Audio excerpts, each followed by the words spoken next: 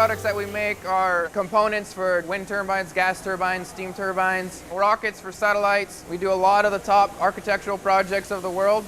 FeatureCAM allows us to machine it in a way to get us those good tolerances and a good surface finish while keeping the time minimal. We tend to utilize 5-axis machines and growing in the 5-axis industry. The DMF 600 for us was purchased to do a lot of 5-axis work on architectural that is complicated to do on a 3-axis machine. The 5-axis allows us to do a lot of the end work in one operation instead of, say, 2, 3, or 4 operations. FeatureCAM allows us to do that with the feature recognition and other components, as well as speed us up in getting it on the machine. Well, it's amazing.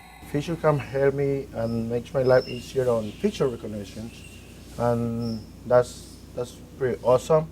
I don't need to be drawing too much to program a surface or 3D on the machine because FeatureCAM do it by itself. Sometimes cut the time on half because you don't cut too much air like other softwares that we used before.